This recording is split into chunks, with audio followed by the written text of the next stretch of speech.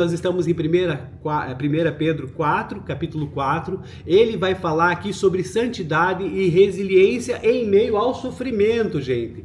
Então, assim, Pedro orienta os cristãos para que eles vivam para a vontade de Deus, abandonando esses velhos hábitos e focando no serviço mútuo, já que o fim de todas as coisas está próximo. Na verdade, assim, Pedro, Tiago e Paulo, mais do mesmo, mas em situações diferentes. Eu vou tentar aqui guardar num outro momento que a gente tenha mais tempo para explicar um pouquinho sobre isso. Já fiz até o estudo disso, mas eu acho que às vezes para encaixar dentro do que a gente está falando, sai um pouquinho e aí é coisa de 5 minutos que eu preciso para poder explicar isso. Mas de qualquer maneira, vamos em frente.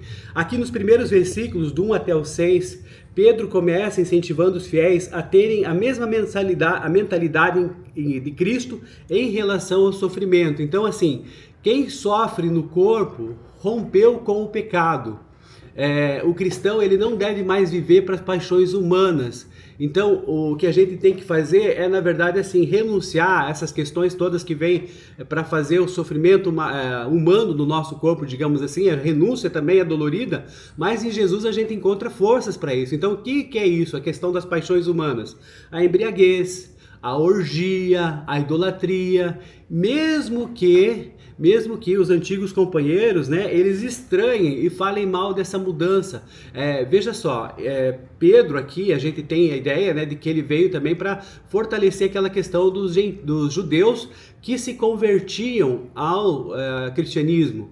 Mas aqui, quando ele fala assim, eu escrevo para dispersão, né, o termo que remete então aos judeus que estão fora da Palestina. Mas a maioria dos estudiosos, nesse versículo aqui que ele está falando, né, para vocês deixarem a orgia, embriaguez e idolatria, já que os judeus, em tese, não tinham isso, né, naquelas leis que eles tinham, não havia essa questão de embriaguez, de orgia, de idolatria. Os estudiosos concordam que essas informações, elas eram majoritariamente direcionadas para os ex-pagãos, embora houvesse judeus convertidos ali também. Então o que acontece é o seguinte, Pedro vai falar o seguinte, que lá no passado vocês já gastaram tempo suficiente fazendo o que agrada aos pagãos. Isso está falado no versículo 3. Naquele tempo vocês viviam em devassidão, maus desejos, bebedeiras, orgias, farras e na idolatria repugnante. Quando Pedro está falando sobre essa questão de bebedeiras e orgias, ele está descrevendo, na verdade, o estilo de vida que era greco-romano da época, que estava ali profundamente vinculado àquela religião pagã. Então eles faziam ali festas culturais, né, religiosas, e todos aqueles eventos ali sempre tinha, né, banquete, reunião de associações, por exemplo, né, comerciais ali e tal, que envolviam sacrifícios para os deuses e um consumo excessivo de vinho. Então é para eles que ele está direcionando. Então, quando uma pessoa se convertia ao cristianismo, que era dessa laia, né, ele parava de frequentar esses banquetes e de prestar culto ao ídolo. Aí, como aconteceu agora essa fala da irmã Hilda, que a pessoa foi transformada e saiu dali uma nova pessoa. É esse nascimento espiritual, essa novidade de vida que Deus nos dá, né? Como fala ali Nicodemo, mas pode uma pessoa voltar para o ventre da sua mãe, né? E como é que ela tem que nascer de novo? E Jesus mostra, olha, nascer de novo é isso, é você se transformar numa nova pessoa pela misericórdia, pela graça de Deus e mudar tudo aquilo que você fazia, uma conversão. O que é uma conversão? Você está indo para uma direção, vai ali para o precipício, você vira, você se converte e aí você tem toda uma mudança de vida. Então, aqueles amigos que ficaram ali no paganismo, eles viam aquilo, essa conversão desse cristão, como uma ameaça ali à sociedade, ali aos deuses que eles tinham ali naquela cidade e até uma forma de deslealdade para com eles. Então o que acontece é que havia perseguição verbal muitas vezes também e calúnia.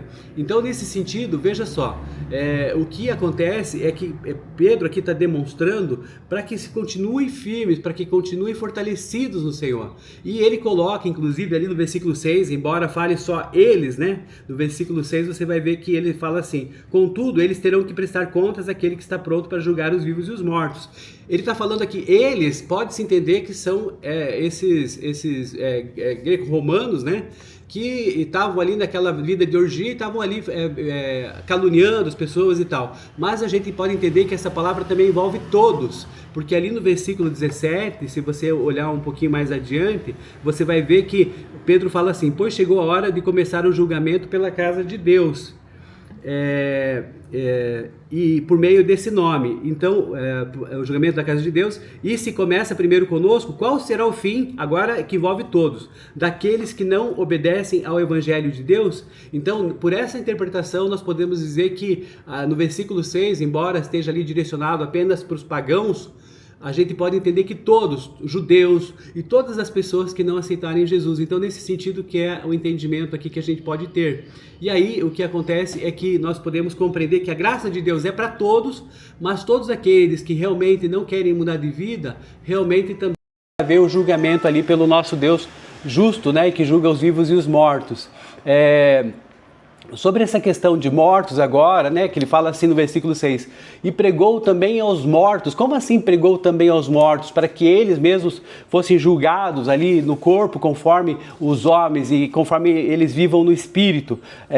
O que acontece é o seguinte, que o motivo desse texto é que possivelmente ali o pessoal estava falando o seguinte: peraí, vocês mudaram de vida e vocês pararam de ir às nossas festas, mas morreram do mesmo jeito que todo mundo.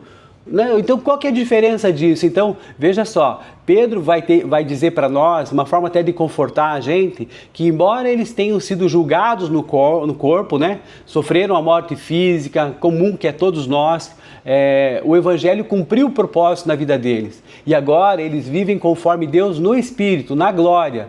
E que a morte física não anulou essa vitória espiritual deles. Então é essa a interpretação que a gente dá para você não ficar preocupado ali. Como assim também pregou aos mortos pessoas que já não estavam mais, né, entre nós, que estão na glória. Nesse sentido que a gente pode entender a interpretação. A maioria dos estudiosos fala isso. Depois ali, seguindo adiante, a gente vai perceber aqui a questão de que nós devemos nos manter vigilantes, em oração, né? A gente tem aqui na sala de oração, a gente tem que se manter vigilante, e realmente algumas situações acontecem na nossa vida, dificuldade, depressão, angústias, né? Opressão muitas vezes, mas nós temos que desejar ter a mente sóbria e sã, e a gente está sempre disponível para orar, para buscar forças em Deus, como de fato a gente percebe, né, em alguns irmãos e algumas irmãs, a dificuldade acontecendo, sendo confessada, como de fato eu confessei aqui também, essa minha situação com a questão do empréstimo, e depois a questão também de algumas situações mentais, que às vezes vem uma aflição para a gente, e Deus vai trabalhando, vai cuidando, vai curando, os dias passam, e a gente pode restabelecer essa comunhão novamente. Então, veja só, o amor fervoroso que nós temos que ter um com o outro, a prioridade entre nós é o cuidado mútuo. A gente se ressente, fica triste quando uma pessoa, né, não está mais entre nós, como o irmão José Martins, mas sabemos que a gente vai encontrá-lo na glória, que era uma pessoa extremamente dedicada ao Senhor, que já tinha o Jesus Cristo como Senhor e Salvador da sua vida. Então, a nossa esperança é desse reencontro, e é isso que a gente precisa ter. E também nós temos aqui a questão da hospitalidade, utilizar os dons de uma maneira bem, digamos assim, disponível para Deus, tentar fazer com um bom desempenho, né, com uma excelência para Deus. E aí ontem eu ouvi uma frase que falava o seguinte, que a mediocridade é a inimiga da excelência. A mediocridade é a inimiga da excelência. Foi lá o missionário Michael, né, que falou ontem sobre isso, para que a gente possa servir a Deus com aquilo que está no nosso coração. Se você tem um dom que você acredita, né, que Deus te deu, e você pode olhar a sua vida e esse dom ele vai se manifestando em cada momento da sua vida, você pode usá-lo, né, para honra e glória dele, aí fazendo o que a gente está fazendo aqui, por exemplo, na sala de oração diária, né, a dedicação, a disciplina. Se Deus ensinou a disciplina para a gente, vamos exercitar a disciplina. Aquele talento que estava enterrado, né, vamos tentar aí multiplicar ele. Eu quero trazer uma lembrança. Ontem um testemunho que nós ouvimos de manhã, de uma mocinha lá, eu não lembro o nome dela, mas ela falando o seguinte: olha, eu quero dar um testemunho aqui, porque quem me trouxe aqui para a igreja, né, quem me falou de Jesus, foi outra mocinha também, que estava lá, inclusive lá no louvor, e ela estava meio emocionada. Eu me lembro que ela fez assim, que enxugou as lágrimas. Por quê? Porque ela fazia estudo bíblico na escola, no intervalo. E foi isso que fez com que aquela mocinha, né, aceitasse Jesus e ontem fosse para o batismo. Então, é isso que eu estou dizendo. Oi? É Sara. A Sara, né? Então veja só, que legal isso. Olha só como é importante a gente tem a ideia de que usar os nossos dons, às vezes a gente não tem ideia, mas eu não tenho nada, eu não consigo fazer nada com o que eu tenho, não tenho nada, né?